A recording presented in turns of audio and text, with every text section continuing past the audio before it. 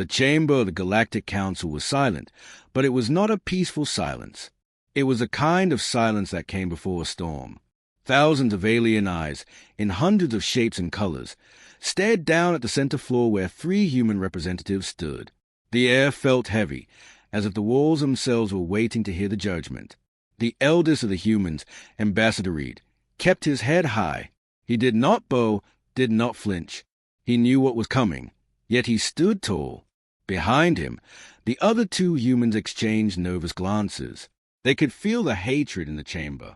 No one had spoken in Earth's defense. No one dared. A towering creature with scales of silver rolled from the high platform.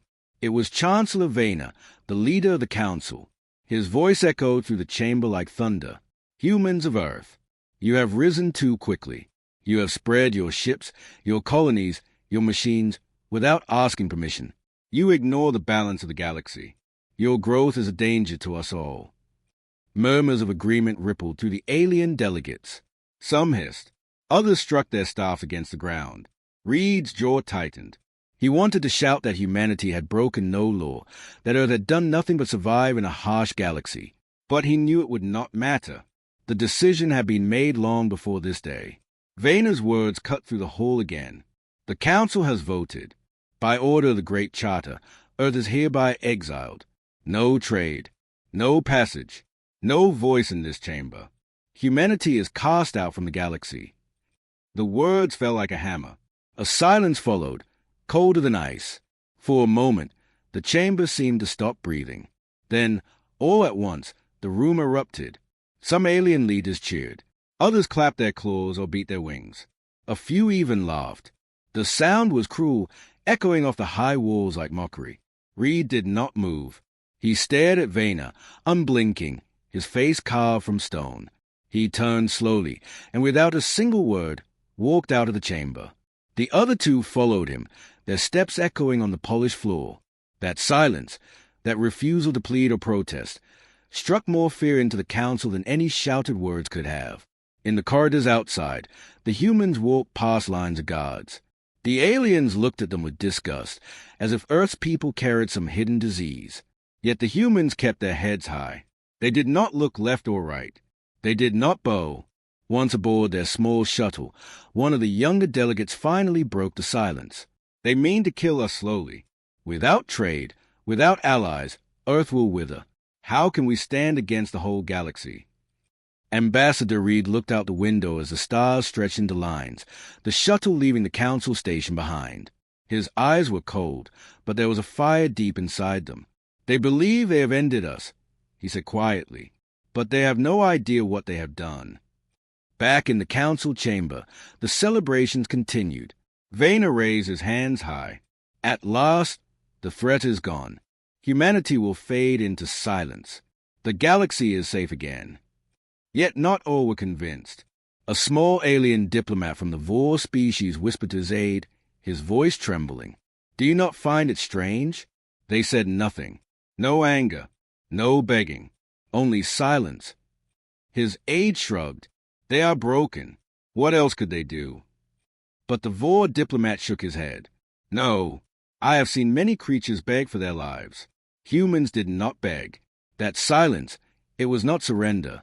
It was something else. The thought haunted him, even as the others drank and celebrated Earth's downfall. On Earth, news spread like wildfire. The Council had exiled humanity. People filled the streets, angry, afraid, shouting for answers. Some cried out in despair, certain this was the end. Others clenched their fists, rage burning in their hearts.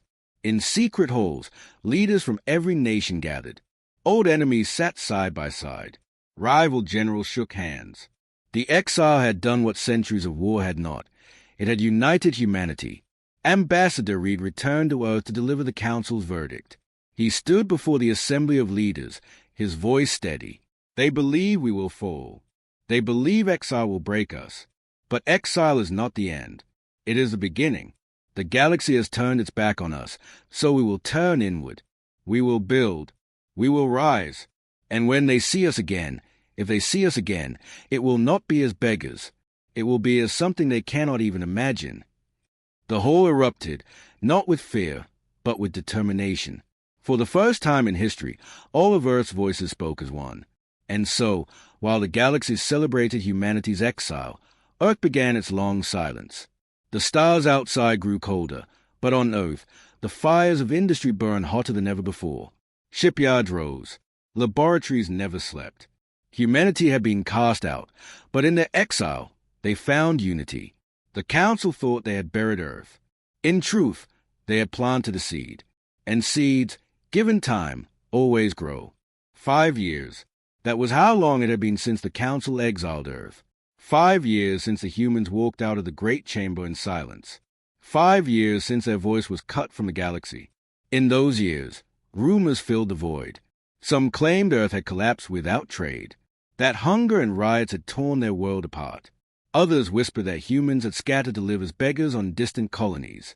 A few even said Earth had been abandoned, its people returning to the primitive state from which they came. But no proof ever came. No human ships visited Council space. No signals, no broadcasts, no pleas for aid. Earth was quiet, too quiet, and the galaxy moved on. At the edge of Council space, in a cold sector of stars, a Vor scouting ship drifted. Its crew was bored, scanning the empty dark. They had done this patrol hundreds of times. Nothing ever happened here. The humans were gone. Everyone knew that, until the alarms began to scream. The navigator's eyes widened as readings flooded the screens. "Captain, something is out there. Large objects. Many of them." The captain leaned forward, his tendrils curling in disbelief. "How many?" The navigator's voice shook. "Hundreds. No, thousands. Ships. They are moving in formation." The crew froze. The Council's chart showed no fleets in this region. No one had the resources to field so many vessels. No one, except the one species everyone believed was gone. "Put it on screen," the captain ordered.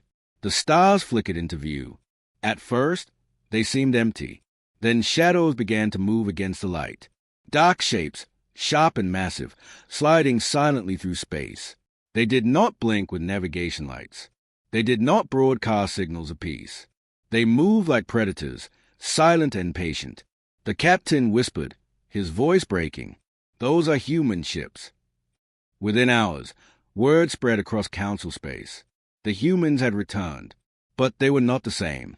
Council leaders demanded answers. Were the reports true? Had Earth survived exile? Many laughed it off, insisting it was a trick or a lie.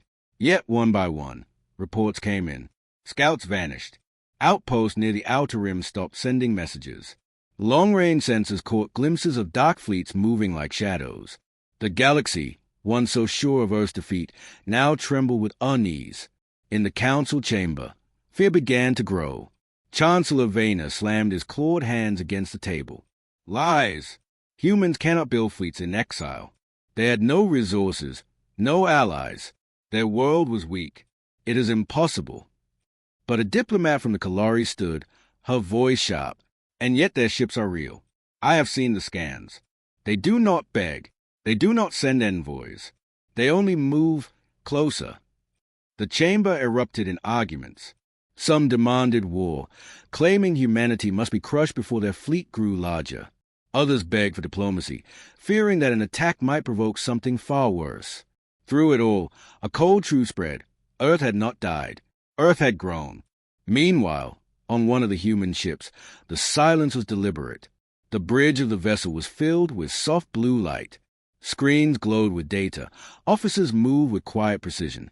The fleet had no insignias, no bright banners.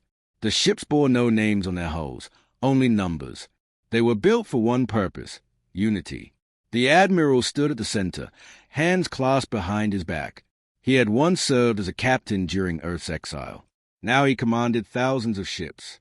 His voice was calm as he spoke to his officers. "Transmit nothing. Let them wonder. Let them fear the silence.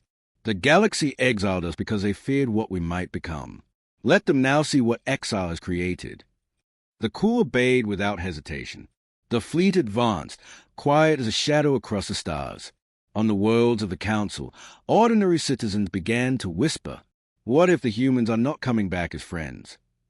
What if exile did not weaken them, but made them stronger? What if the silence was never defeat, but preparation? The rumors spread faster than fire. Fear seeped into every corner of the galaxy. No one knew what humanity wanted. No one knew what their silence meant. And that uncertainty was worse than open war. At last, the Council voted to send envoys. A small fleet of alien diplomats and escorts traveled to the edge of human space, carrying banners of peace. They sent message after message, pleading for talks. 4 days, there was no reply.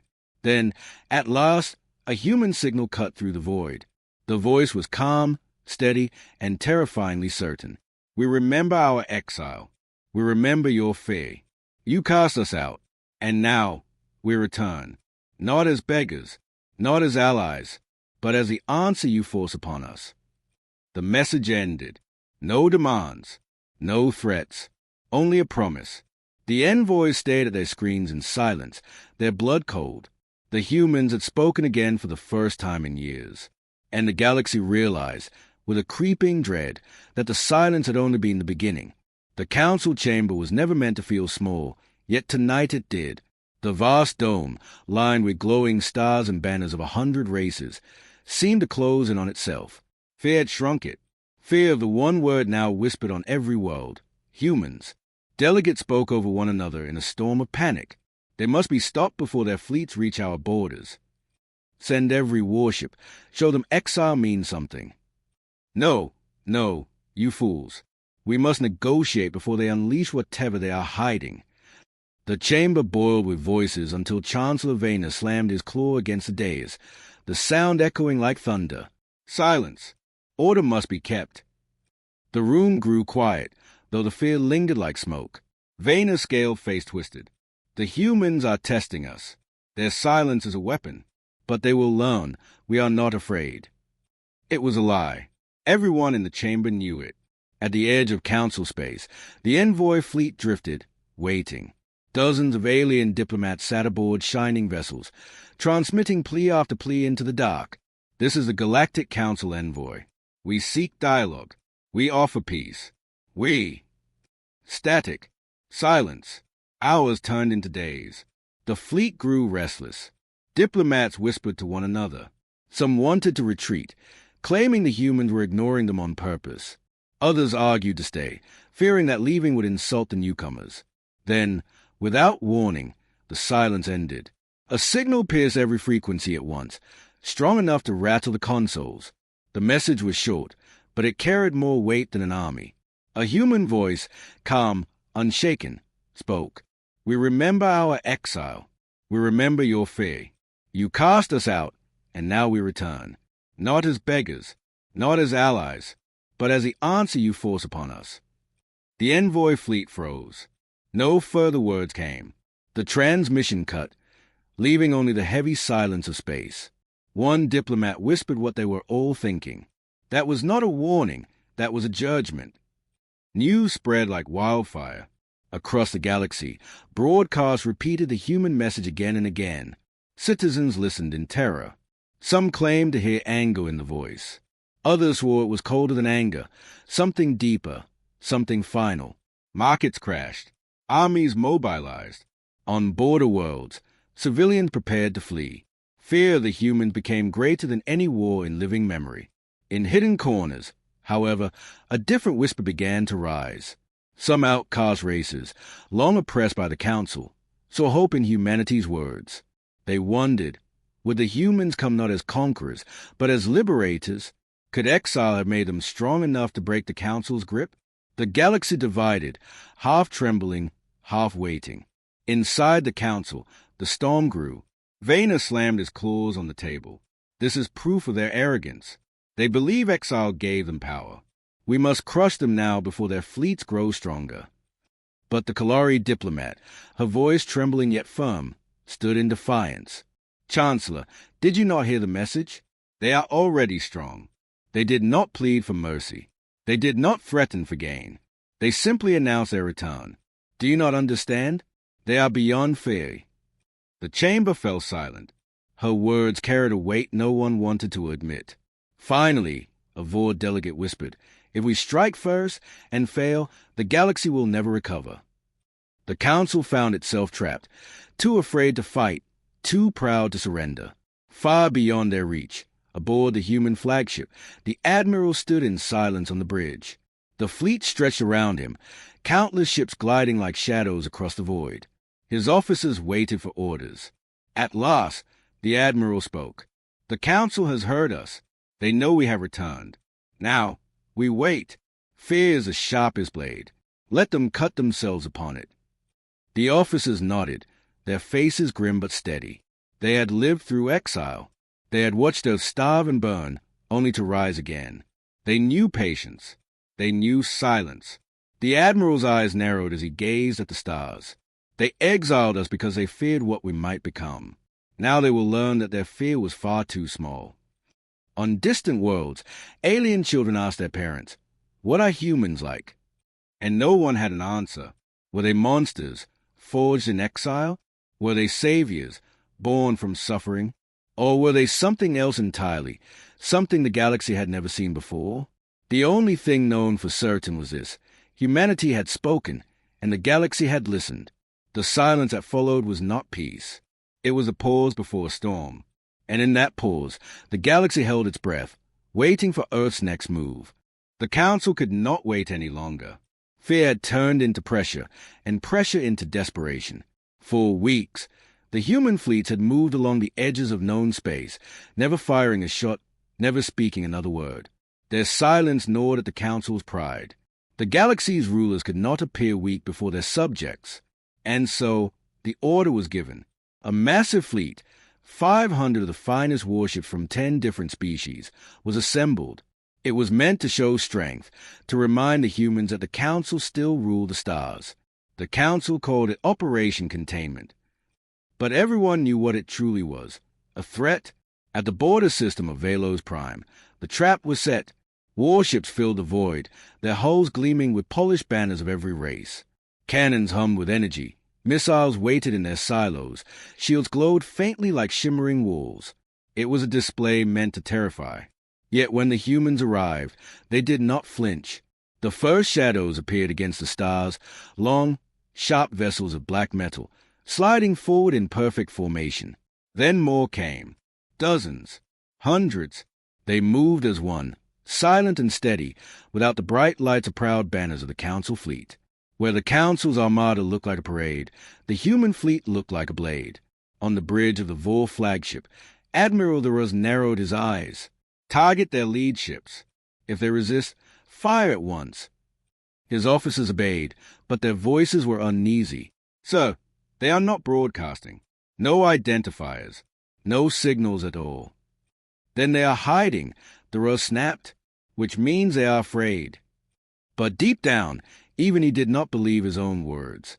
Across the void, aboard the human flagship, silence ruled.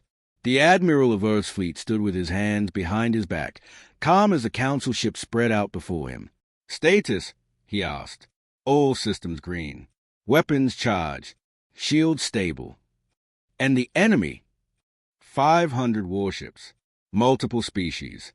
Formation weak. They expect fear." The Admiral's lips curved into the faintest smile. "Then let us show them the truth." He raised his hand. "Prepare demonstration. Non-lethal force only."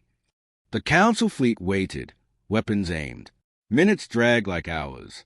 Then, suddenly, the human ships moved. They did not open fire with cannons or missiles. Instead, their vessels glowed with a strange pulse, energy rippling out like waves across the stars.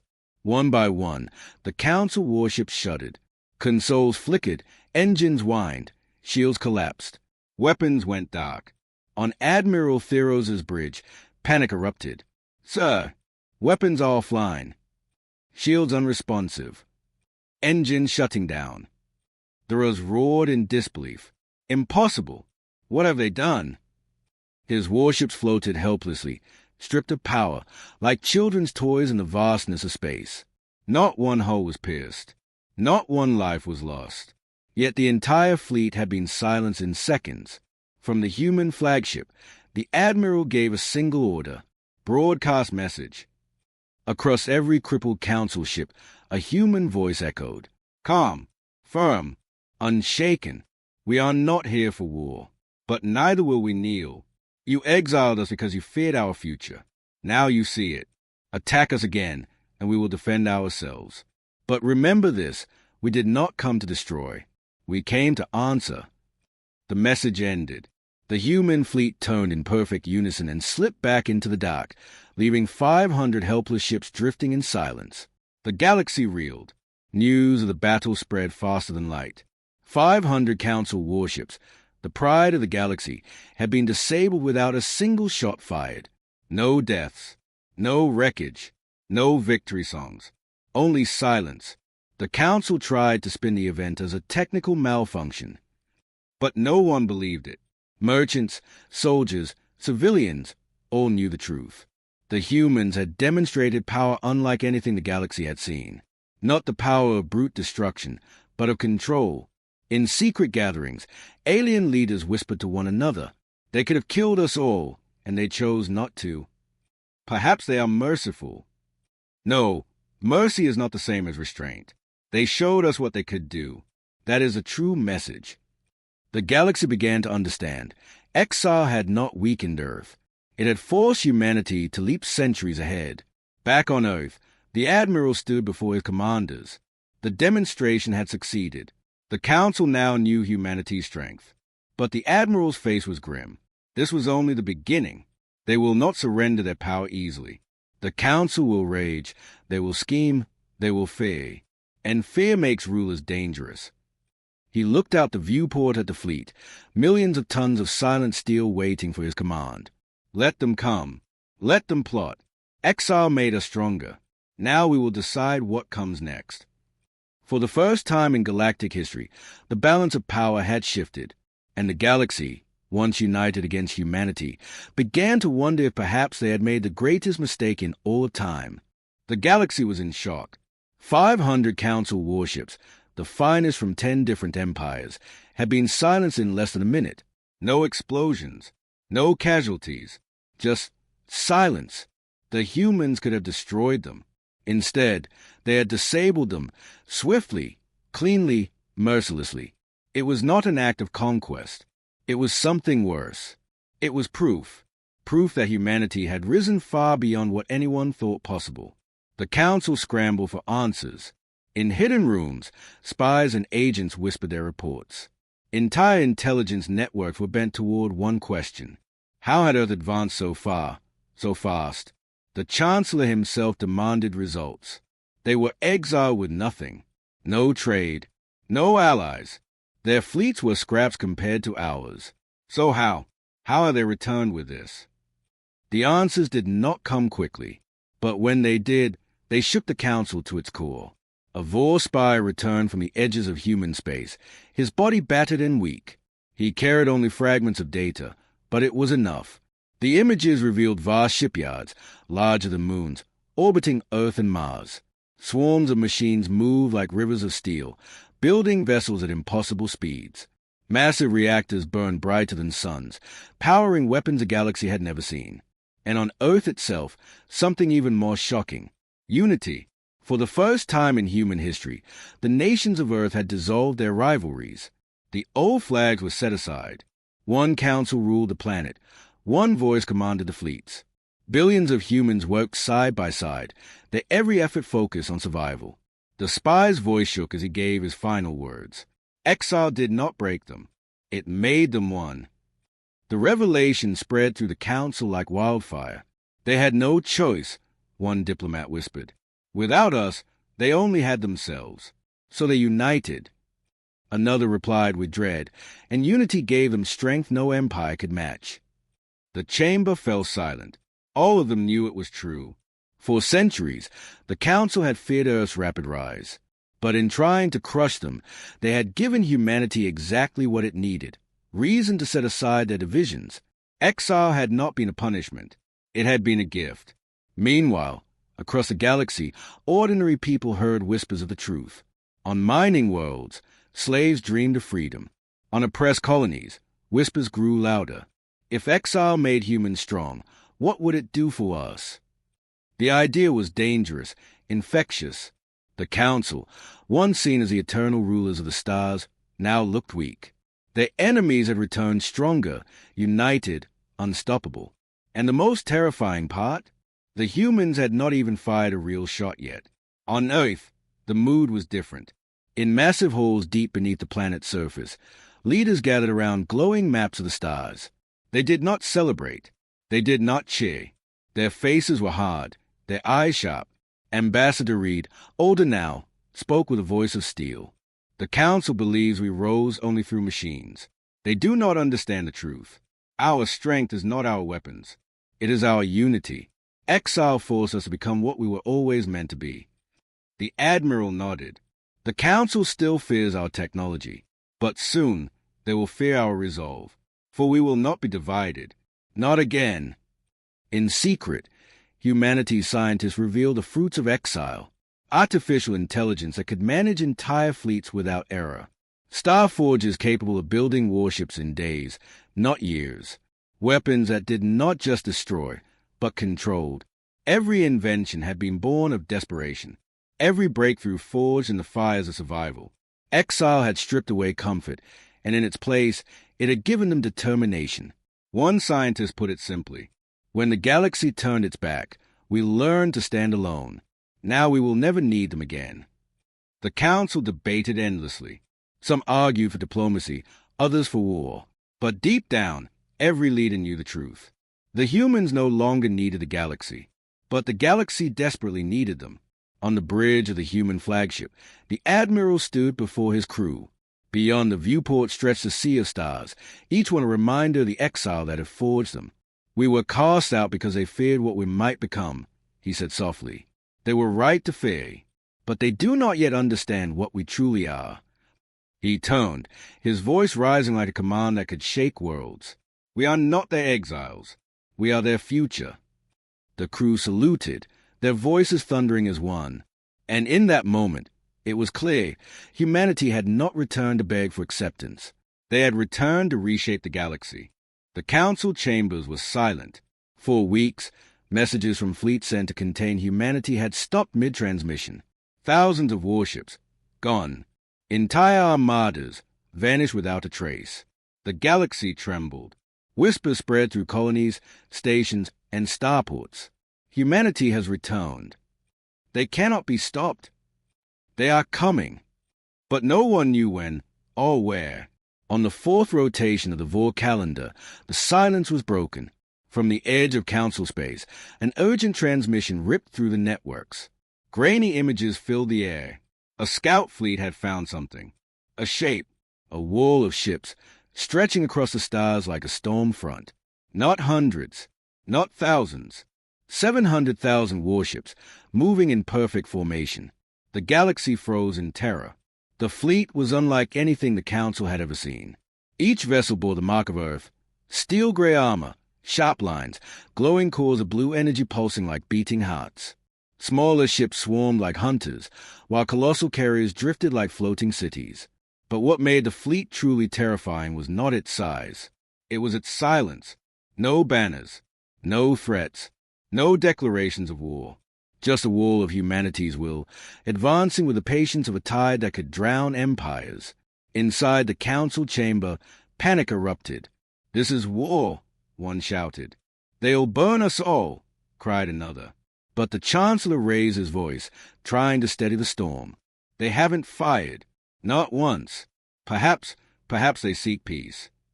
The words rang hollow. No one believed them, because they all remembered what humanity had once said. No one trespasses on Earth's border twice. The first time had been the Council's betrayal. The second time was now.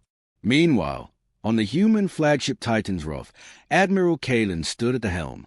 The stars glowed against the viewport, a tapestry of light and shadow. "Status of the fleet?" he asked. "All ships aligned. All systems ready," his officers replied. He nodded slowly. "Then we advance." The Admiral's eyes burned with memory. He remembered Earth's exile. He remembered hunger, struggle, despair, and he remembered the oath sworn by every child of Earth. "We will never kneel again." As a fleet cut deeper into Council space, worlds watched in fear. On industrial colonies, workers abandoned their posts, staring at the sky as the armada passed overhead. The humans did not attack. They simply moved on, silent and unstoppable. On trade hubs, merchants panicked, shutting down ports and begging for protection. But no Council fleet dared to stand in the path of humanity's advance. The humans were not conquering. Not yet. They were sending a message. At last, the Council gathered its final strength. 2,000 warships, the last defenders of the core worlds, stood in formation near the star system of Astion. The Chancellor himself appeared on every screen. His voice was calm, but his hands trembled. This is our last stand. Hold the line. The defenders braced themselves. They were outnumbered 300 to 1. Then the human fleet arrived. The void lit with fire. The Council ships unleashed everything. Torpedoes, plasma, railguns, beams of energy that split space itself. The skies shook with fury. But the human fleet did not break. Their shields absorbed the storm. Their formations shifted like living machines. Counterstrikes followed, precise and merciless. One by one, Council warships went dark. Not destroyed, disabled. Engines shut down. Weapons silenced. Crews left alive but powerless. It was not a battle. It was a demonstration. Within minutes, the battle was over. 2,000 Council ships floated dead in space. Not a single human ship was lost. The Chancellor, watching from his command seat, collapsed into silence. His fleet was gone. His empire, helpless. On the human flagship, Admiral Kalen gave the order. Transmit the message. A signal surged across the galaxy. Every world, every station, every listening ear heard the words spoken in a calm, steady voice. Humanity does not seek conquest. Humanity does not seek war. But we will never again bow to the Council. You cast us out. You feared us. Now, you will live with the truth. We are no longer your exiles. We are your equals. Stand with us or stand aside. The choice is yours. The galaxy trembled. Some empires whispered of resistance. Others spoke of surrender. But deep in the hearts of the oppressed and forgotten, the words lit a fire. The humans had faced exile and risen stronger. Perhaps others could too. In the Council chamber, silence reigned. For the first time in its long history, the great rulers of the galaxy realized something terrifying. The balance of power had shifted. The age of the Council was ending, and the age of humanity had begun. The galaxy had changed overnight. The Council, once untouchable, once feared, now stood exposed. Their fleets were broken, their lives shattered. Their power had slipped through their fingers like sand. But humanity had not crowned itself as conqueror. That was the part that shook the galaxy most of all. They had the power to enslave, to destroy, to crush, and yet they chose not to. In the great halls of the Council, silence hung like a blade. The Chancellor sat pale and broken. His voice trembled as he whispered to the others. They left our ships alive. Why? No one answered. Some believed humanity's mercy was worse than war, for it meant the galaxy had seen the truth. The Council could not protect them. The Council's strength was a lie, and the people, long silent, long oppressed, had seen hope rise in the stars. Across the outer colonies, uprisings began. On the mining world of Drac, slaves broke their chains. They raised makeshift flags and shouted into the night sky, "Earth stands, so we will stand." On the frozen moons of Karif, workers refused to obey their overseers. They spread rumors of the human fleet, whispering that a new age had come. Everywhere, the weak looked at the Council and no longer saw gods. They saw cowards, and humanity had lit the spark. On the flagship Titan's Wrath, Admiral Kalen listened to the reports. His officers read out messages flooding in from colonies and stations. Pleas for help, offers of alliance, cries for freedom. "Admiral," one officer asked softly, "what do we do? We cannot save them all." Kalen's face was stone, his voice calm. "We do not need to save them all. We only need to show them they are not alone." The word spread through the human fleet, and then across the galaxy like fire. The Council tried to hold its grip. They broadcast messages declaring humanity dangerous, calling them monsters, warmongers, traitors. But the galaxy only laughed. If humanity were monsters, why had they spared thousands of ships? Why had they not burned entire worlds when they had the chance? The Council's words fell on deaf ears. Their shadow had faded. In a desperate attempt to reclaim control, the Council convened one final grand assembly. Every member race was summoned. Thousands of delegates filled the chamber, their voices loud, angry, fearful. The Chancellor rose. His hands shook as he spoke. We cannot allow humanity to rise. They are exiles, outcasts. They do not belong. But as his voice echoed through the chamber, another voice broke in, calm, strong, unshaken. A hologram shimmered into being. Admiral Kalen. Humanity had arrived. Outcasts, Kalen said, his words carrying like thunder. That is what you called us. You cast us into the dark and thought we would vanish. You thought exile would break us. The chamber was silent. Thousands of eyes locked on the human figure. But exile forged us. You gave us struggle, and we turned it into strength. You gave us hunger, and we turned it into unity. You gave us despair, and we turned it into resolve. He paused, his gaze sweeping across the assembly. You feared humanity's return.